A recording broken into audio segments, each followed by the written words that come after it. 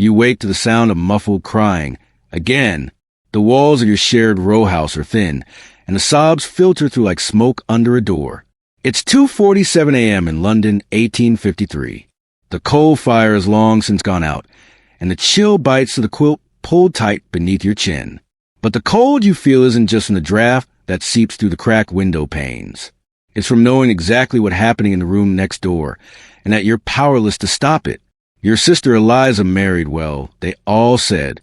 Her husband, Mr. Francis Redgrave, is a prominent solicitor, with connections high enough to place him among the city's rising elite. The wedding made the society pages. Her ivory lace gown imported from Bruges. The meal a lavish affair with roast swan and syllabub served under gilded chandeliers. She smiled through it all. You remember how tightly she held your hand just before the ceremony. Her palm was slick with sweat, her expression unreadable. Everyone assumed it was bridal nerves. That was 9 months ago. Now her wrists bear fading bruises hidden by silk cuffs. The servants whisper behind doors. The neighbors pretend not to hear. But you know, every night, like clockwork, the sobbing begins. Sometimes you hear a thud, sometimes the sharp edge of a voice raised in cruelty, always followed by silence, always followed by Eliza's quiet resignation. In the morning, she will descend the grand staircase wearing her green velvet day dress, every inch of her perfect composed, her hair tightly coiled, her smile small, polite. She'll ask after your embroidery, pretend she cares about the weather. Mr. Redgrave will skim his morning paper and sip his coffee, his face blank. No one will speak of the night before, because in Victorian England, marriage is sacred, too sacred for the law to touch. A man's home is his castle, and his wife, his subject, his possession, his right. And Eliza, like thousands of women behind lace curtains and heavy drapes, knows that no one will save her. Not yet. But tonight, we begin to pull back those curtains. To see what marriage truly meant for women in an era when love was a fairy tale and obedience was the law. The day Eliza Thornwell became Mrs. Francis Redgrave, she didn't just change her name, she vanished. Legally, spiritually, and economically. The moment she uttered, "I do," the law of coverture took hold. A doctrine so normalized in Victorian England that no one questioned it. Sir William Blackstone, whose commentaries defined English common law, put it bluntly, the very being or legal existence of the woman is suspended during the marriage. In other words, she stopped being a person. Her inheritance from her late father, gone. The family brooch she adored since childhood, his now. Even the diary she's kept since she was 14, her only real friend, legally his property. He can read it, burn it, lock it away. No explanation needed. If Eliza were to publish a novel, Francis would own the copyright and every penny it earned. If she earned a wage doing needlework, the coin would go into his pocket, not hers. She cannot sue. She cannot own. She cannot even draft a will. She belongs to him more fully than the silver in the cabinet or the thoroughbred in the stable. And yet, no one sees this as theft. Society celebrates it, toasts it, calls it natural. Even the church reinforces it, reminding every new bride of her divine obligation. Obey. Eliza was educated, not in politics, law, or anatomy, heaven forbid, but in the finer arts, French phrases to charm guests, painting to pass time, and music to soothe her husband's nerves. But nothing in her education prepared her for the reality of marriage, because no one told her. Not your mother, not your governess, not the vicar's wife with her ever-sympathetic eyes. They all warned her to be agreeable, manage the household well, serve without complaint. But of the bedroom, of submission, silence. Eliza walked into her wedding night like a lamb into fog. Innocent, terrified, she told you later, in a whisper one sleepless night when Francis was away on business, that she had been too afraid to cry out, that when he entered the room, she didn't recognize him, not the man who had courted her with poetry and garden walks. He had become something else, something cold, impatient, possessive. That first night changed her, not outwardly. She still played the piano, hosted tea, arranged the lilies, but something behind her eyes faded, like a candle snuffed by an unseen wind. She tried to convince herself this was normal. After all, Victorian women are told they're not supposed to enjoy intimacy. Dr. William Acton, one of the most respected physicians of the time, even claimed the majority of women are not very much trouble with sexual feelings of any kind. Desire? That was for men. For women, sex was a duty, nothing more. Close your eyes and think of England. They said, Eliza tried, but the sobs kept returning. From the outside, Eliza's life appears enviable. She lives in a handsome Georgian townhouse with polished floors and velvet drapes. She attends concerts at Covent Garden, hosts literary salons on Thursdays, and is always seen with gloves, parasol, and perfect posture. She is, by all accounts, the image of a successful wife. But those who know really know, understand what this performance costs her. Each morning, she fastens the buttons of her high-neck gowns with steady fingers, concealing not just bruises but the ache of invisibility. She plays hostess with poise, even when her husband corrects her publicly for speaking too much. At dinner parties, she laughs at his cruel jokes, because not laughing would be worse. No one notices how she stiffens when he places a hand on her shoulder. No one wants to, because to acknowledge her suffering would mean confronting a brutal truth, that in Victorian England, marriage is not a partnership. It is a prison. Even wealthy women like Eliza have no real control over their lives. She must ask Frances for money, for permission to visit her own relatives, even for a new gown. Once, when her mother fell ill in Bath, Eliza asked to travel to her side. Frances declined. "It's not proper," he said. "And besides, I need you here." And that was the end of it. Without money, without rights, without the ability to make even the smallest decision independently, Eliza is as dependent as a child, except no one will protect her. The laws say she cannot leave without his permission. The church says she must endure. Society says she is lucky. And so, Eliza smiles.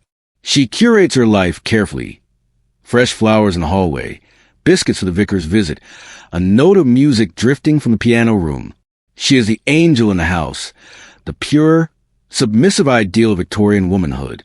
But behind closed doors, she is a bird in a golden cage, polished, praised, and utterly powerless. And when she lies awake at night, staring at the crack in the plaster ceiling, she wonders, is this what every woman endures? Or is she simply too weak to bear it quietly? There's a sound Eliza has learned to dread more than any other. Not a shout, not a slap, not even the creak of footsteps on the floorboards. It's the gentle click of the bedroom door closing. Because once that door shuts, she no longer exists as a person. Behind it, the rules of society vanish. The law ceases to apply. And Francis Redgrave becomes more than a husband. He becomes owner, keeper, executioner. The bed is not a place of comfort. It is a courtroom without justice, a battlefield with no retreat. The cries she suppresses into the pillow are not protest. They are strategy. She's learned that silence makes it end faster, that tears only provoke him. Victorian law does not recognize marital rape. In fact, it doesn't even consider the concept possible. A wife's consent is presumed perpetual the moment the vows are spoken. As one Judge Coley put it in an 1854 ruling, a husband cannot be guilty of rape upon his wife, for by the marriage contract, the wife hath given up herself in this kind unto her husband. To scream would be futile. To report him, impossible. To resist, dangerous. And so, like thousands of women across Britain, Eliza endures. Her smile in daylight conceals the bruises on her inner thighs. Her silence over tea hides the echo of his voice hissing threats only hours before. She wears perfume to mask the scent of fear, and powder to cover what won't fade. In the world outside, people gossip about the moral decay of the poor, the filth in factory slums, the coarseness of servants. But inside elegant homes like hers, where curtains are heavy and doors are thick, the worst crimes are committed with legal impunity by men of impeccable reputation. And the women, they don't just bear it. They blame themselves. Because every sermon, every doctor, every novel they've ever read has told them that a good wife is cheerful, submissive, and endlessly patient. That suffering is a sign of virtue. That obedience is holiness. and that any misery they feel is not injustice, but a failure of character. You remember the day Eliza stopped writing in her diary. It had been her one solace. Those pages where her real voice lived, sharp and clever, nothing like the meek tone she used at dinner. But one afternoon, Frances found it. You weren't there, but you saw the aftermath. The torn cover, tossed in the hearth. The red imprint of his ring on her cheek. That night, she served supper without a word, her right hand trembling as she poured the wine. She didn't look up once. And the diary? She never wrote again. That was the price of expression. Victorian women were not just denied power. They were denied speech. The system depended on silence. Suffering in private was not just expected. It was noble. To speak out was to shame your family, to invite scandal, to risk everything. A woman who complained about her marriage was labeled ungrateful, unstable, or worse, unfeminine. If she tried to leave, she'd lose her reputation, her home, her money, and most horrifying of all, her children. Under Victorian law, custody automatically belonged to the father. A mother had no legal right to her children after separation, even if she had done nothing wrong. The threat was explicit and constant. And so, Eliza, like thousands of women, remained. She obeyed. She submitted. She endured. The parlor still smelled of lavender and lemon polish. The curtains remained crisp. The piano was always in tune. But behind that perfect facade was a soul unraveling. She stopped humming. She stopped walking in the garden. She began talking to herself in small, whispered fragments as she embroidered. Sentences with no context. Thoughts she couldn't hold in any longer. You watched it all, helpless. Because what could you say? There was no hotline to call. No police officer to report to. No neighbor who would risk their own reputation to intervene. And every woman you knew had accepted this reality in her own way. Some drank laudanum until their days blurred. Some turned to religion, praying harder. Some, like Mrs. Ellaby down the street, simply vanished one day, rumored to have gone mad, and sent to the country asylum. The price of silence wasn't just loneliness. It was erasure. One thread at a time, the woman you knew as your sister was being unstitched. And no one, not the law, not the church, not even you, could stop it. It happened quietly, like most rebellions do.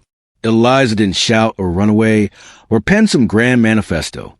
That's not how Victorian women fought back.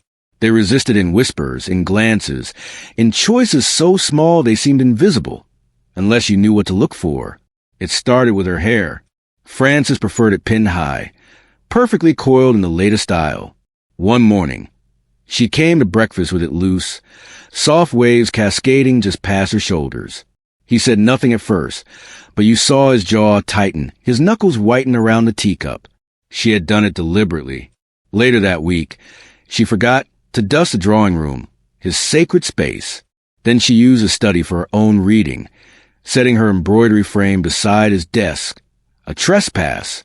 Then she wrote a letter, a long one, but not to family, to the one person who might understand, Lady Anstruther, a widow of reputation, who had quietly begun hosting women's circles under the guise of philanthropy.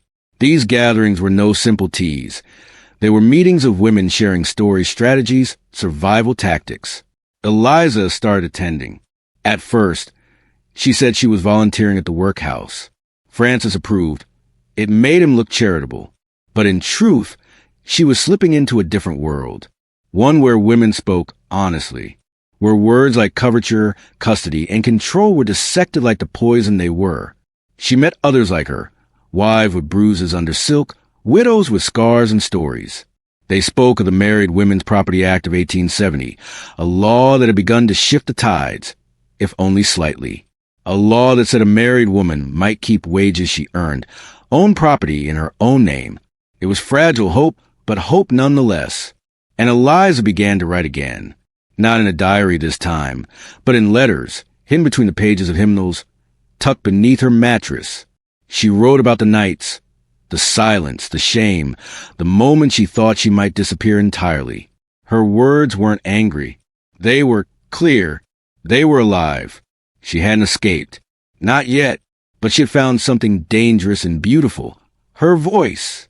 And with each small act of disobedience, she was sewing it back into herself, thread by thread. It was a Thursday when the change finally became visible. You came down to breakfast expecting the usual silence, the choreographed ritual of tea, toast, and unread newspapers. But that morning, the table was empty. No silver service laid out. No flowers trimmed and arranged. No Eliza. Francis was already pacing, his voice sharp and irritated. "Where is she?" he barked at the maid, who trembled under his glare. You remained still, pretending not to notice your own heartbeat hammering in your chest. Then the front door opened, and Eliza stepped inside. She was dressed differently. Plain gray wool, no corset, no silk trim. Her hair was pulled back simply, her hands unloved. In her right hand was a folded letter. She walked straight past Francis and handed it to you. A will, her will, signed in secret, with the assistance of a solicitor introduced to her by Lady Anstruther. Under the 1882 update to the Married Women's Property Act, Eliza had quietly regained some control over her finances. She had sold a necklace, inherited from your mother, one of the few things Francis hadn't noticed missing. She used the money to open a private account. And with that, she made her choice. She wasn't leaving Francis. Not yet. To do so would risk too much. But she had carved out a new space for herself. She now had money. She now had allies. She now had proof of the bruises, records, witnesses, time-stamped letters. And she had you that morning. For the first time in nearly a year, Eliza didn't ask if the tea was warm enough. She asked you to walk with her, down to the garden, past the front gate, into town. Heads turned, curious, puzzled, but she held her head high. No, she hadn't escaped. Not fully, but she was no longer invisible. She had taken what Victorian England had tried so hard to strip away, her personhood. And in doing so, she became dangerous. Not because she threatened Francis with scandal or ruin, but because she had remembered who she was, and perhaps more importantly, what she deserved. Eliza's story isn't unique. She didn't topple the patriarchy. She didn't lead a march. She didn't set fire to her corset in protest. She simply survived. And in Victorian England, for a woman like her, that was a revolution.